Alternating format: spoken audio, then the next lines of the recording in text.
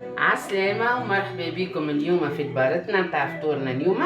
باش نعملو سلطة مشوية، باش نعملو تريليا مشوية، باش نعملو بطاطا مقلية وخبز طاجين ديالي.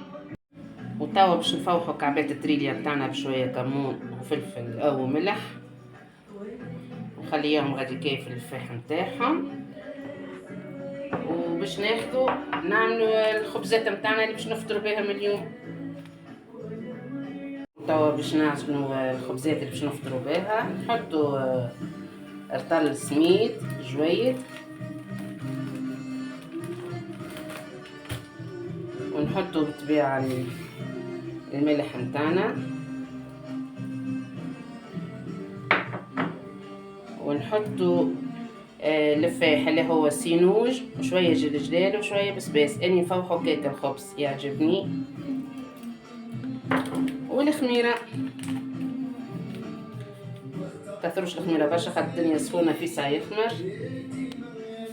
ونبداو نصبو الماء الدافي، مش سخون برشا، يبدا دافي، ونبداو نلمو العجينة متاعنا ونرجع لكم شوية اخرى كي نعجنوه.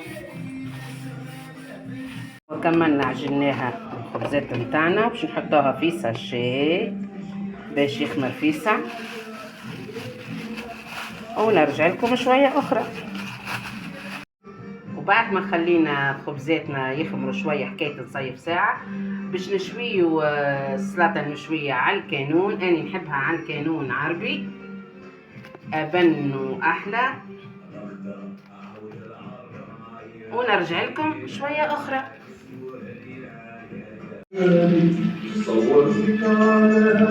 عملنا شوينا سلطتنا وبدينا نقشرو فيها، ومن بعد نهرسوها بالمهرس العربي زيد. نرجع لكم شويه اخرى كي نكملها. توا كملنا قشرنا السليطه متاعنا المشويه وباش نحطو في المهراس ونهرسوها بالمهراس. اني نحبها راني بالمهراس مهرسه، تبدا عربي محلاها هكاكا. نسميو بسم الله.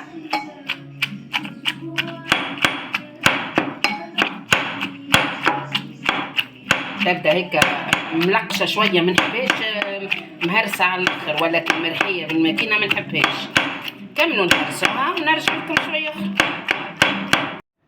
وتوا كملنا هرسنا سليطتنا المشويه باش نحطوا لها شويه ملح وشويه تابل وكرويه مرحين، ونخلطوا سليطتنا. محلى ريحتها كي تكون مشويه على الكانون،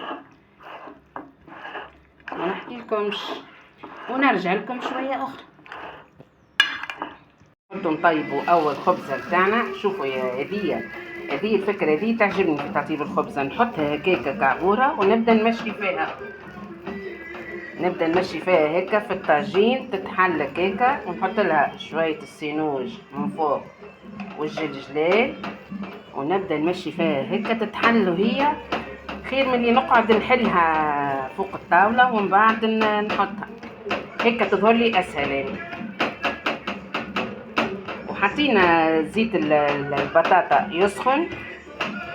الوقت اللي باش تطيب فيه الخبزه نقليو البطاطا متاعنا، خليو خبزتنا هيك تطيب ونرجع لكم شويه اخرى.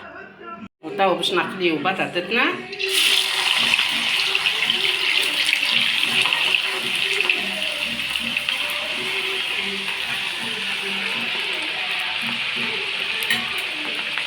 رشة البطاطا قاعدة تطيب، نستغلوا الوقت ونشويو كعبات التريليا على الكانون متاعنا اللي شوينا عليه السليطة. بسم الله الرحمن الرحيم. خليوهم يطيبوا كيكة ونرجعوا شوية أخرى. وحضر فطورنا توا.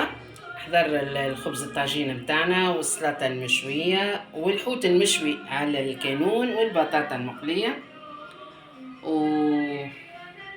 ونحطوا شوية الزيت الزيتونة على السلطة المشوية. ما نحكي لكمش على ريحتها وعلى بنتها. وإن شاء الله نتقابلوا في فيديو آخر، وما تنسوش تتابعوا قناتي. وبسلامة.